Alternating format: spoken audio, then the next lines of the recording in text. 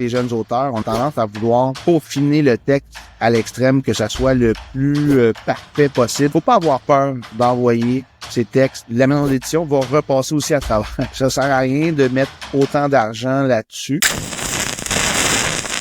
Éric Thériault, du fantastique à l'horreur, un voyage captivant à travers les ténèbres et l'imaginaire. Inspiré par Stephen King et d'autres maîtres de l'horreur, il transforme l'ordinaire en extraordinaire, créant des récits qui hantent l'esprit. Plongé dans le côté obscur de Montréal, où chaque coin de rue cache une histoire terrifiante. Autant j'essaie d'avoir l'air professionnel, tu sais, un peu chic, tu sais, glamour. Autant on dirait que la vie fait comme, c'est pas pour toi, ça.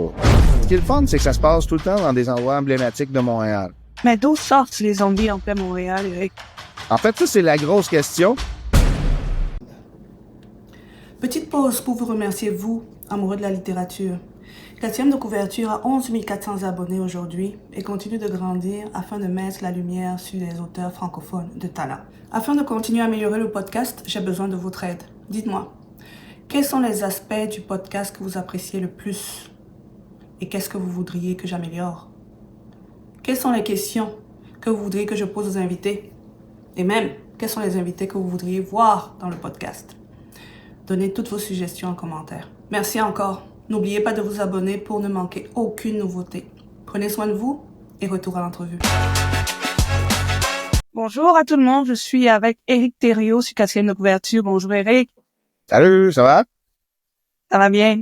Éric, est-ce que vous voudriez bien vous présenter pour ceux qui ne vous connaissent pas encore? Oui, en fait, je m'appelle Éric Thériault, je suis auteur officiellement publié depuis 2021. J'ai présentement 3 livres à mon actif. J'ai participé à plusieurs recueils littéraires, beaucoup de projets aussi un peu ici et là avec d'autres collègues auteurs. Je m'implique beaucoup dans la communauté littéraire, on va dire ça comme ça. Je fais partie des bénévoles aussi sur le Salon de Mirabel, fait qu'on peut toujours me voir à l'entrée. Fait que je traîne mes bottes un peu partout. Je fais partie du CA, du Salon Passager aussi. En fait, de la coopérative des auteurs du Québec. C'est une coopérative qui a été créée il y a 1 an. Fait que je touche un petit peu à tout. Éric, vos 3 livres, ce sont des romans d'horreur, correct? Exactement. Mais qu'est-ce qui vous attire dans ce genre-là? Pourquoi l'horreur, Éric? En fait, j'ai toujours aimé les frissons. Pourtant, Dieu sait que je suis très, très peureux. Mais je sais pas, j'ai justement des contraires s'attirent peut-être. Donc, j'ai beaucoup d'attirance vers l'horreur. C'est sûr que là, ma série présentement, qui est ZMTL, j'ai justement ici le premier tome, celui qui est sorti en 2021. Et en septembre, le dernier en liste, et c'est le 3. Il va en avoir 4 en tout. Mais pourquoi l'horreur? C'est j'aime beaucoup le côté c'est très très large comme domaine. Tu sais là, comme là présentement, j'écris avec des morts vivants. Mais tu sais là, on a les fantômes, on a les démons, on a tout ce qui est la gamme des monstres aussi. Fait que ça donne beaucoup de latitude pour l'imagination littéralement. Comme je disais tantôt, j'écris beaucoup de nouvelles où ce que là c'est très très éclaté. On a un nuage tueur, on a des épidémies. Fait que ça donne beaucoup d'options sur l'écriture. OK, donc vous avez des nouvelles aussi en plus des romans que vous avez écrits, là. Oui. Et en fait, à chaque année, sur ma page d'auteur, je lance un défi aux gens, parce que là, on me donne un objet en commentaire, et je dois en choisir un et écrire quelque chose à partir de cet objet-là. Ça fait 4 ans que je fais ça.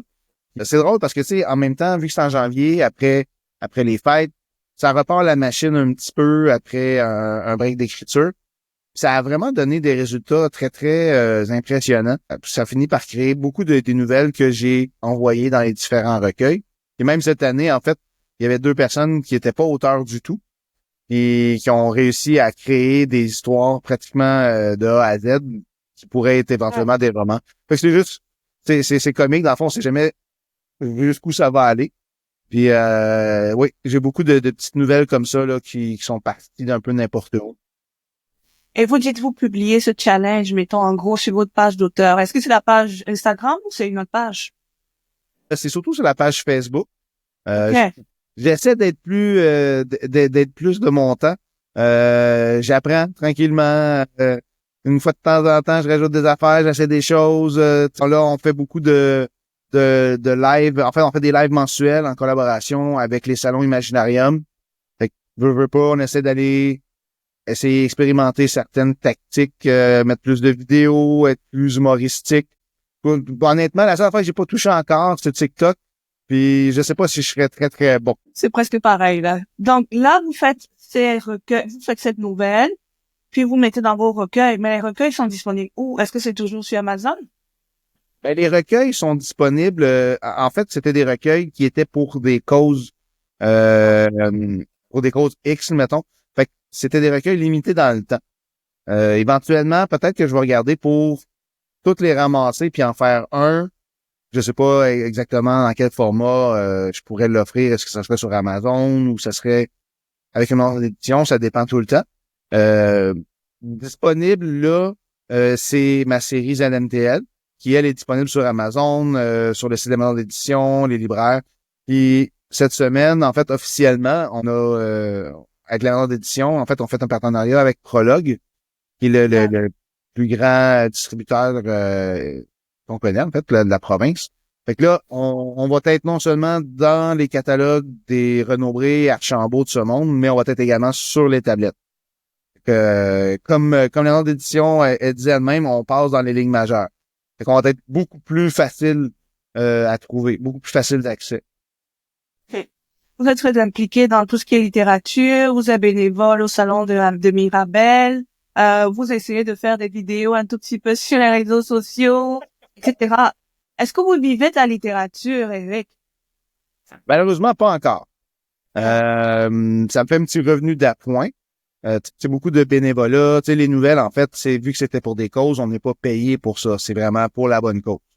On est vraiment revenu d'appoint pour l'instant. Ça permet de se gâter un peu, mais c'est plus pour le plaisir encore. Éventuellement, peut-être. On sait jamais. OK. Mais revenons à votre série ZMTL. Est-ce que vous voulez nous en parler un tout petit peu? Est-ce que ça se déroule sur Montréal? Oui. En fait, ça va être une série de 4 livres en tout. Le 4e est en écriture présentement. Les 4 livres, ça se passe sur 7 jours. Fait que on n'a pas de 6 mois plus tard, les personnages sont organisés, puis on voit un peu où est-ce qu'ils s'en vont. On les voit vraiment pas à pas. Fait que le premier livre se passe en 2 jours. On présente quelques personnages au début, puis après ça, l'action commence. On est un peu dans le style Walking Dead, pour vous donner une idée, en fait, là, pour vous figurer. C'est des zombies.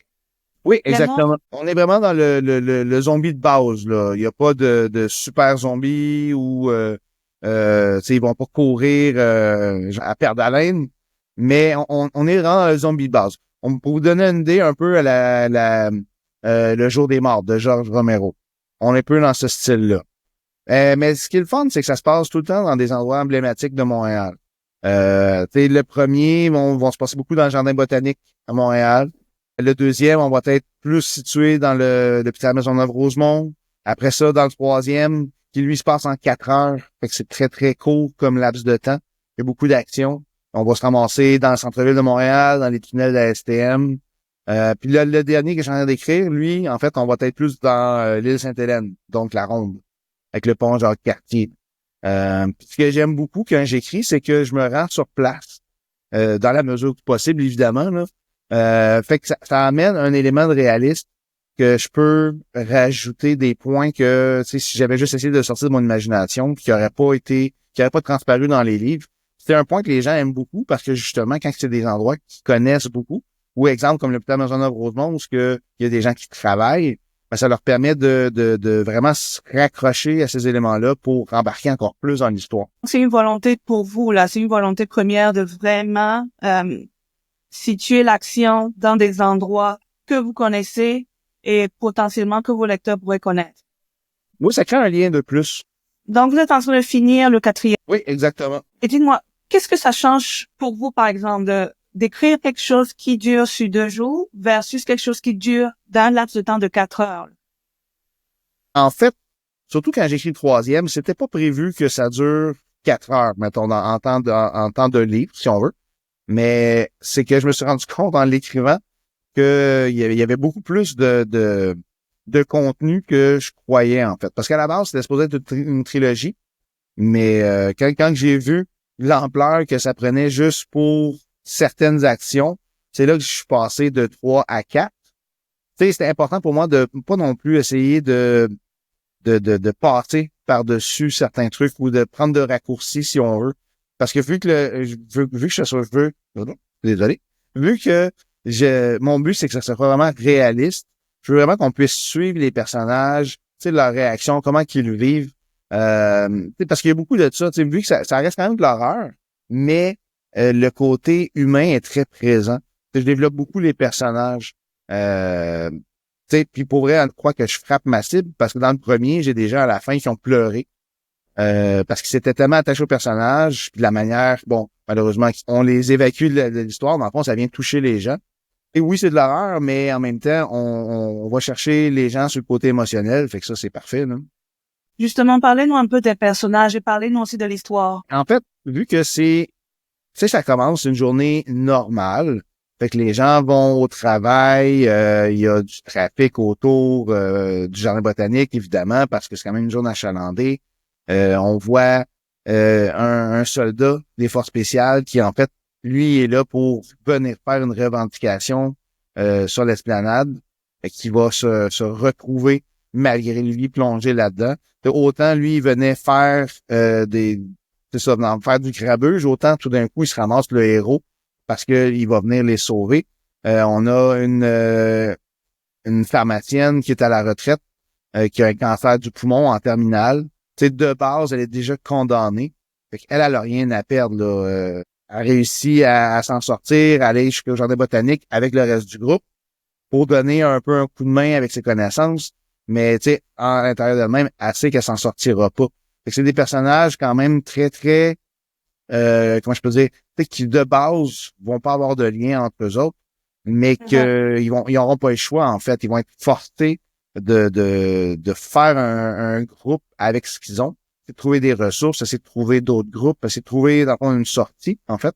C'est le clash entre tous ces personnages-là, je pense, qui fait en sorte que ça colle aussi bien. Mais d'où sortent les zombies en plein Montréal, Eric?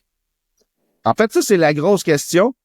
Je vous dirais, le premier, en fait, c'est le fruit de 3 ou 4 versions, je vous dirais.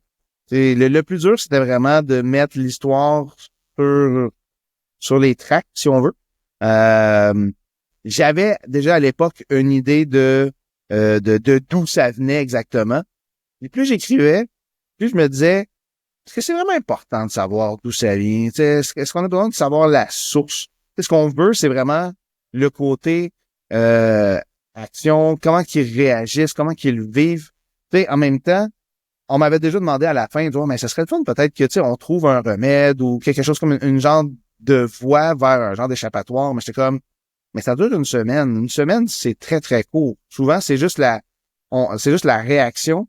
Puis par la suite, après, il y a une organisation qui se fait. Là, on est très dans le réactif. C'est comme une petite fenêtre dans ce qui se passe, puis après ça, on referme. Fait que, peut-être éventuellement, je vais revenir, puis je ferai le avant, mais pour l'instant, c'est pas dans les plans. OK. Pour ceux qui ont lu le premier, le 2, le 3, ouais. À quoi est-ce qu'il peut s'attendre dans le 4e? Comme vous dites, c'est juste une semaine. Ça veut dire, est-ce qu'on va nous laisser encore avec plein d'interrogations ou est-ce qu'on aura quand même une closure, comme on dit, à la fin? Je vous dirais que c'est moitié-moitié, si on veut. Parce que, tu sais, c'est le genre d'histoire qui n'a pas vraiment de fin. À moins que je tue tous les personnages, ce serait totalement dommage. Je veux dire, c'est sûr que là, je recevrais une volée de bois vert. Je pense les gens m'aimeraient beaucoup moins. C'est surtout que, bon, le premier sort en 2021, le 4e est prévu pour l'instant en 2026. Fait que pendant 5 ans, les gens ont vécu avec ces personnages-là, avec cette histoire-là. Puis là, je closerais ça de façon très, très brutale. D'après moi, là, je serais plus un des préférés après ça, là. Mais je veux quand même me laisser des portes ouvertes parce que, tu sais, autant à la fin, je veux changer de style, toucher à autre chose, pour pas nécessairement être catalogué que auteur zombie, en fait. Autant, j'ai pas fermé la porte tu sais, des fois, des histoires en parallèle ou, mettons, sur certains personnages, qu'est-ce qu'ils sont devenus après. Mais je veux quand même avoir une certaine fin, on va dire, quelque chose qui est satisfaisant. C'est pour ça aussi que c'est plus long que quand les gens me demandent, mais quand est-ce qu'il sort le 4? Je veux vraiment m'assurer d'avoir une fin digne de ce nom, si on veut, mais sans régler pour autant l'épidémie zombie ou faire ça que tout le monde soit mort. Mais justement, vous disiez, vous voulez pas être catalogué comme auteur zombie, mettons. Ouais. Quel autre genre qui vous intéresserait le plus? Ben, en fait, j'ai déjà commencé à travailler sur des romans, mais plus surnaturels. Là, on parle démons, exemple. Cette année, j'ai un recueil qui sort avec d'autres collègues où ce que là, j'ai beaucoup plus expérimenté le style médium, démon, ces affaires-là. Un peu pour donner une idée, là, pour ceux qui l'ont vu, la série Conjuration. On est vraiment plus dans ces eaux-là. C'est un sujet que j'aime beaucoup. Mais puis en fait, en faisant ce recueil-là, ça a comme créé un personnage que je vais être comme, OK, là, on a de quoi de solide. J'ai une bonne base avec ce personnage-là, puis je veux m'en aller avec ça, peut-être du côté enquête paranormale, si on veut. Ou peut-être, je vais voir, parce que, tu sais, après ça, le côté serial killer, mais côté paranormal aussi est intéressant. Tout dépendant, tout dépendant. Les projets sont légion. Malheureusement, j'ai moins de temps que tu voudrais, vu que je vis pas de ça. Mais c'est sûr que là, mon focus, c'est vraiment de terminer le 4e. Ouais. Donc, vous dites vous-même que vous êtes quelqu'un de peureux, mais vous faites dans l'ordre. Bon, je suppose que c'est peut-être un peu pour, apprivoiser vos propres peurs. Peut-être. C'est peut-être une façon pour moi d'aller vaincre cette peur-là. Pour vrai, ça m'arrive souvent. J'écris. Puis bon, je vois que je tiens quelque chose de solide. Puis là, c'est le soir dehors, il fait noir. Puis là, ça craque un peu derrière moi. Puis là, je suis comme, OK, là, j'arrête parce que là, on dirait, je me donne moi-même des frissons, là. OK, on va arrêter ça là, on va reprendre ça quand il va faire clair ou s'il va y avoir du monde avec moi, là. Et là, vous dites, si vous devez faire autre chose, enfin, vous avez déjà commencé un tout petit peu à explorer, ce serait démons, conjuration, et vous aimez ça. Pourquoi vous aimez ça? Ben, c'est vraiment le frisson, je pense.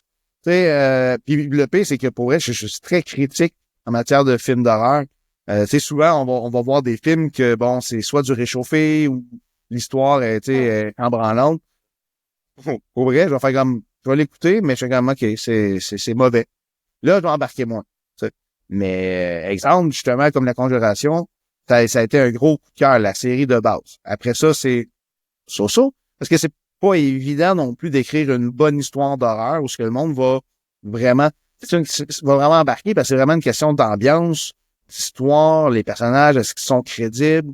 C'est tous ces facteurs-là qui font en sorte qu'on va avoir une histoire qui est vraiment valable. Du sang pour du sang, c'est le fun, mais si ça apporte rien à l'histoire, j'embarque pas. Je pense que c'est cette année ou l'année passée, là, la série Terrifier. Ouais. J'embarque pas. Tu sais, je trouve pas ça intéressant, c'est juste du gore.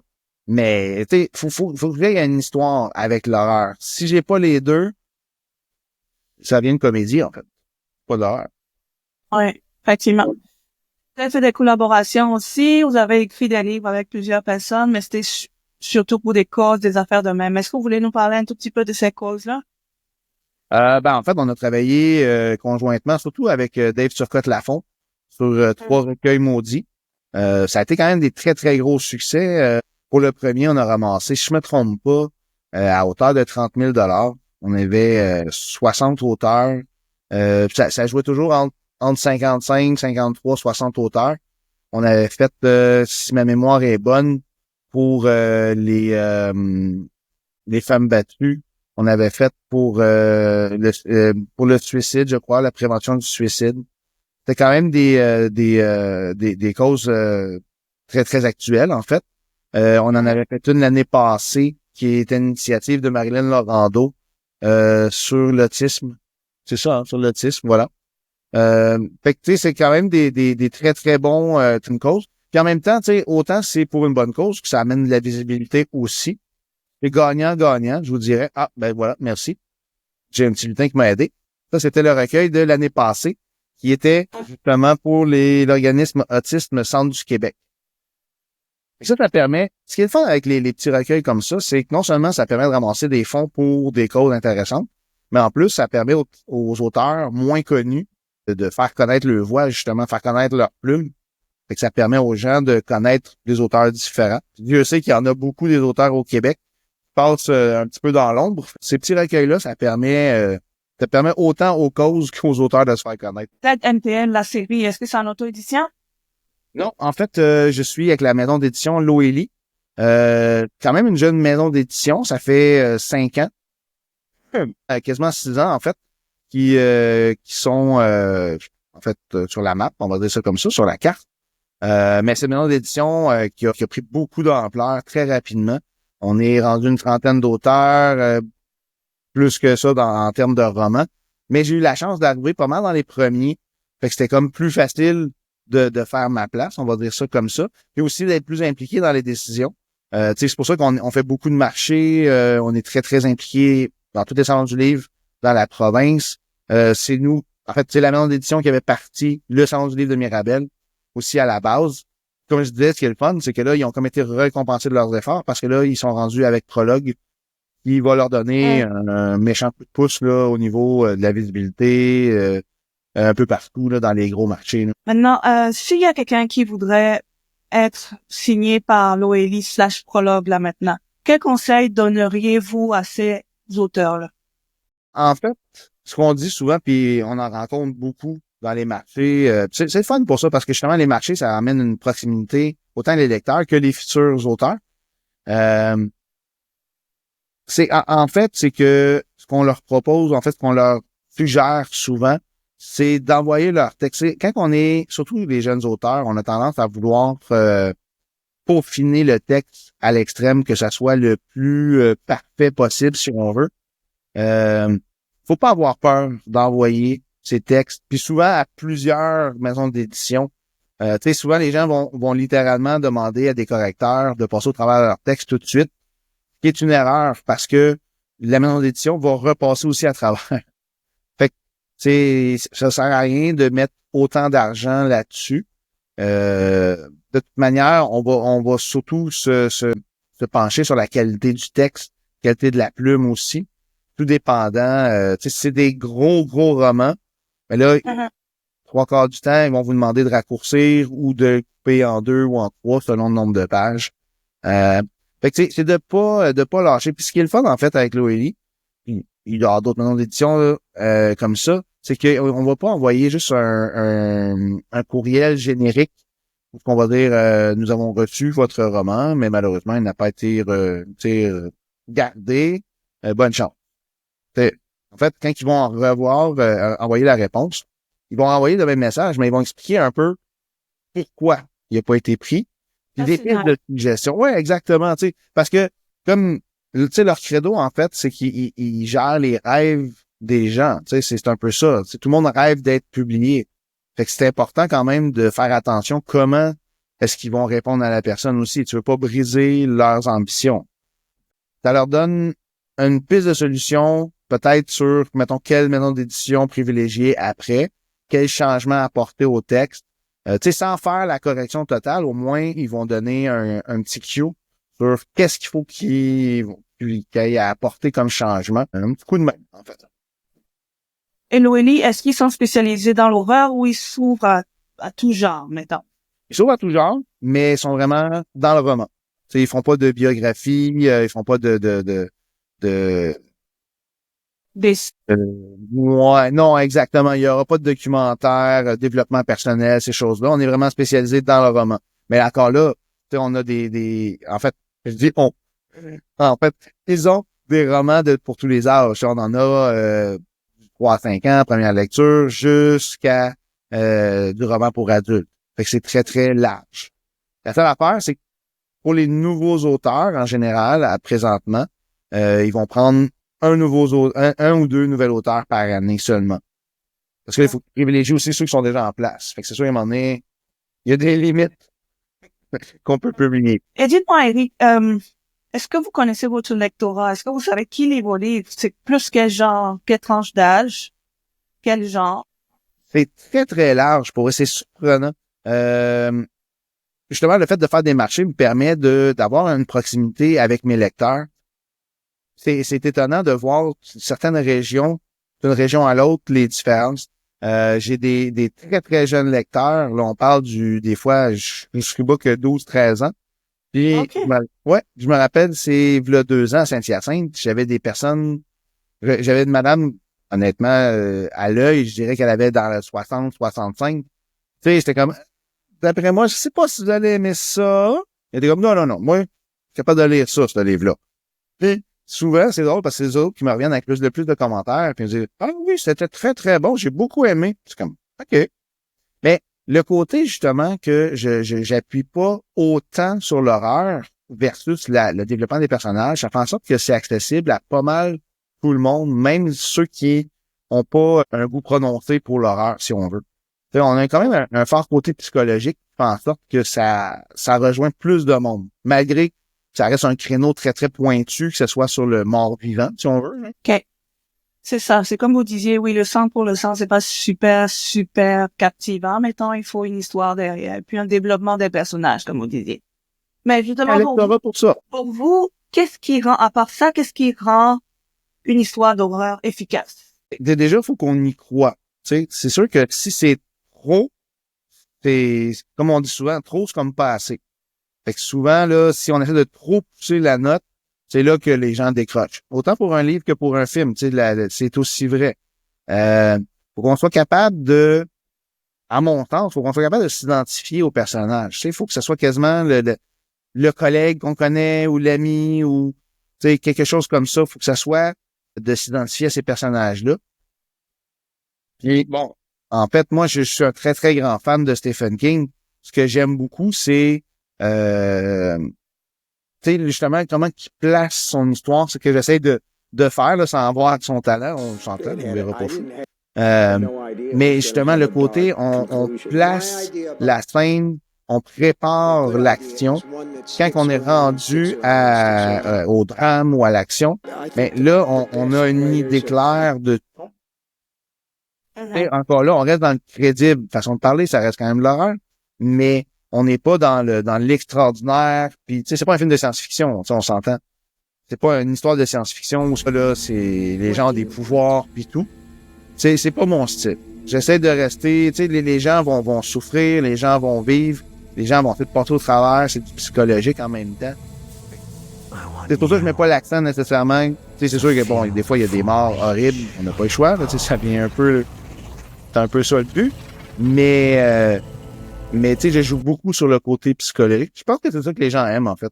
Est-ce que vous avez des routines ou des rituels d'écriture? Est-ce que, je sais pas moi, vous décidez de partir en campagne dans le chalet pour écrire pendant 2 semaines non-stop sans parler à tout le monde, à personne? I don't know. Est-ce que vous avez des rituels spécifiques ou c'est vraiment... Ben, en fait, j'aime beaucoup écouter de la musique en même temps.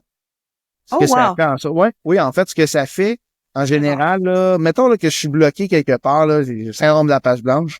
Ce que je vais faire, je vais comme prendre un pas de recul, je vais écouter de la musique sans parole. Vraiment juste une musique d'ambiance, si on veut. Puis éventuellement, ça va faire jouer les scènes dans ma tête, comme un film. Là, tranquillement, pas vite, ben là, ça va m'aider à débloquer. Quand que je vais remettre à écrire, là, je vais voir la scène. Fait que c'est comme juste d'écrire ce que je vois. Fait que ça facilite le processus. La musique, c'est super important. Et en général, combien de temps ça vous prend pour écrire un tome? Un tome, mettons, en règle générale, quand tout va bien, là, c'est environ 1 an. À peu Du près. début de la planification jusqu'à la dernière revue, la dernière révision. Ouais. Je vous dirais que récemment, c'était un peu plus 1 an et demi, mais en général, c'est 1 an. Et comment, tantôt on parlait des réseaux sociaux, essayer de faire la promotion par soi-même, faire des vidéos, etc. Si on veut vous entendre, vous voir, si on veut vous parler, on veut communiquer avec vous, c'est quoi le meilleur moyen? Est-ce que c'est Facebook? Est-ce que c'est le prochain salon de Mirabel? Ben, je vous dirais que sur le prochain salon de Mirabel, c'est une très bonne façon, d'autant plus que je vais être directement à la porte. Mais c'est un one-shot deal, c'est genre pendant une 20 semaines. Sinon, par Facebook, je suis très, très disponible. J'essaye d'être présent. Je fais beaucoup d'interactions avec les gens. Tu sais, mon deuxième et mon troisième, j'ai fait des mini concours, des trucs comme ça avec mes lecteurs pour les mettre dans mes livres, mettre les noms des gens. Puis là, dans le fond, je leur proposais, est-ce que tu veux être un survivant ou est-ce que tu veux être un zombie? Là, on joue un petit peu à ça, tu sais, parce que pour moi, ça change absolument rien. Mais pour eux autres, c'est drôle, c'est comme des Easter eggs. Tu sais, ils font comme, dans le livre, en fait, je fais partie de l'histoire. Fait que, c'est quoi, Ok. j'aime beaucoup faire des petites activités, des petits trucs comme ça avec ceux qui me suivent. Ça Ouais. fait un lien. Eric, pourquoi est-ce que vous écrivez? Honnêtement, je pense que c'est pour combler un besoin, c'est fou. Je pense que tous ceux qui sont écrivains vont se reconnaître. C'est qu'en fait, même si je voudrais arrêter d'écrire, je pourrais pas. Tu sais, ça finirait, ça roulerait tout le temps. Puis c'est comme un exutoire, en fait. Tu sais. Ça permet à un moment donné, ça vient que c'est tellement plein. Là, t'as un paquet d'histoires, tu veux rien oublier. Fait que là, tu le mets sur papier. Puis là, après ça, tu regardes ça, parce que, mon Dieu, il me semble que si je mets ça ici, je travaille ça un peu, mais ça pourrait être intéressant. Tu sais, il y en a qui sont très habiles à leurs mains. Fait qu'il faut qu'ils créent des objets, des maisons, quoi que ce soit. Nous autres, c'est différent. Faut que ça se fait en mots, en fait, tu sais. Fait que tout dépendant. Après, on fait comme, bon, OK, ça va être plus une nouvelle. Ça termine, j'ai tant de pages, ça fait une nouvelle. Il y en a d'autres que tu dis, oh, OK, ça va plus loin que ça, que je pensais. C'est plus gros. Ça va être vraiment plus un roman. Mais ça me permet tu sais, on va se le dire, ça permet de laisser une trace aussi. Tu sais, c'est comme un leg qu'on fait. Mais en même temps, ça permet de se faire connaître. Tu sais, souvent, on a besoin de ça aussi, le besoin de reconnaissance, si on veut. C'est sûr qu'il y a un petit peu de ça. Honnêtement, moi, personnellement, c'est un peu mon loisir aussi. Fait que j'aime faire ça. J'aime partager. Et je me rends compte que j'aime beaucoup partager avec les gens, malgré qu'au début, j'étais très, très gêné. On finit par développer le côté social avec ça aussi. Ça me permet de sortir de ma grotte. On va dire ça comme ça aussi, là. Auteur, on est souvent confiné devant son écran avec moi-même. Tandis que là, on s'ouvre. Tu sais, on se met à nu littéralement parce que quand on offre notre histoire, ben c'est une partie de nous-mêmes. Fait que c'est une façon de s'ouvrir, je pense. Et qu'est-ce que vous voulez, par exemple? OK, imaginons, je finis de lire votre livre, je le ferme. Qu'est-ce que vous voulez que je garde de cette histoire? Qu'est-ce que vous voulez que je garde de vous? Comment est-ce que vous voulez que ceux qui vous lisent se sentent? Est-ce que vous voulez leur communiquer quelque chose? Est-ce que vous voulez qu'ils repartent de là avec quelque chose? Ben, c'est sûr que selon ce que j'écris, j'espère juste qu'ils se feront pas mordre. Mais,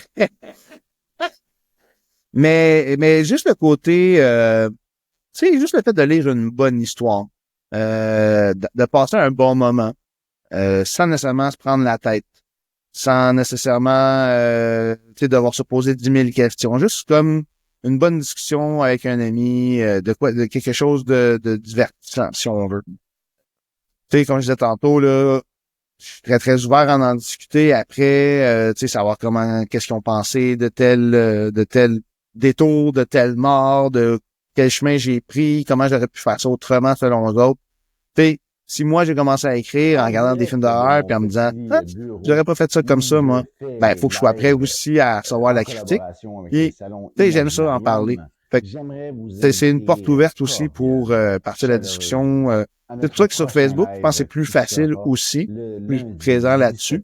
Fait que je dis souvent aux gens, là, qu'il y a n'importe quel commentaire qui viennent m'en parler, puis ça va me faire plaisir, là, de prendre du temps pour eux autres. Ben, si tu veux, en fait, on est en train de regarder pour scénariser le premier roman, en fait, avec une auteure, une étudiante en cinéma. On va voir ce que ça va donner, là, mais peut-être éventuellement, on va être capable de le filmer pour en faire une série de 8 à 10 épisodes. Mais c'est nice, ça. Oui, pour vrai. On a commencé cette année officiellement. C'est sûr que c'est un long processus, mais ça pourrait être super intéressant. C'est sûr qu'on n'a pas les moyens d'Hollywood, mais il en reste pas moins que ça peut être intéressant, puis sans même les gros moyens, sans que ça soit faire des gros carambolages puis tout. Puis c'est un peu ça aussi sur l'écriture, c'est un peu ça le challenge, c'est de l'écrire de façon à ce que ça coûte pas trop cher non plus. Non, mais c'est vraiment nice. Je croise les doigts pour vous, là. J'ai retrouvé ma question. Tantôt, on parlait de Stephen King, bien évidemment. Mais est-ce que vous avez est-ce qu'il y a des auteurs horreurs locaux, québécois, canadiens que vous lisez et que vous appréciez? J'avais lu du Patrick Sénécal, comme tout le monde, en fait. C'est sûr que lui, il est un petit peu plus trash que moi. Faut lui donner ça, là, c'est un peu plus intense. Mais en même temps, c'est le fun de voir que, tu sais, qu'on est capable, qu'on n'a pas peur, si on veut, d'aller plus loin. Depuis que je suis officiellement auteur, j'ai croisé beaucoup de collègues que j'ai lus. C'est une qui me vient en tête que j'ai acheté tous ses livres, c'est Jolie Jeanne, qui, elle, a parti sa propre maison d'édition aussi récemment. Marc Létier, qui lui fait plus dans la science-fiction, mais que justement on a participé ensemble à un recueil plus horreur. J'essaie de lire beaucoup des auteurs émergents. On a beaucoup de talents, des fois méconnus, mais avec des plumes différentes, qui ont chacun leur couleur, si on veut. Fait que c'est intéressant de connaître, d'apprendre à connaître ces auteurs-là, parce que tu sais, ils ont toutes leur vision. On en avait une auteure que je me rappelle, j'ai acheté son livre il y a quand même longtemps, c'est Éliane Boulanger-Racine. Son livre s'appelait Permis de tuer. Où ce que là, dans une ville X, les gens pouvaient acheter un permis de tuer une personne, puis que c'était légal. Fait que c'était quand même une drôle de vision, si on veut. On a l'impression que les auteurs sont un peu spéciaux quand ils écrivent ça. Ils disent, ouf, ça doit être vraiment du monde bizarre. Ben non, pourtant, c'est du monde bien sympathique, mais j'ai l'impression que pour eux autres, c'est des exutoires, c'est des façons de sortir des idées un peu flyées qu'il y avait, puis tant qu'à faire, d'en faire partager les lecteurs. Là. Ouais. Eric, on a une tradition ici sur 4e couverture. J'ai une question à vous poser. Donc, vous avez une famille, vous avez des amis, vous avez des gens qui lisent vos livres, vous avez des collaborateurs qui suivent tout au long de votre processus. Vous connaissez du monde. J'en connais plein.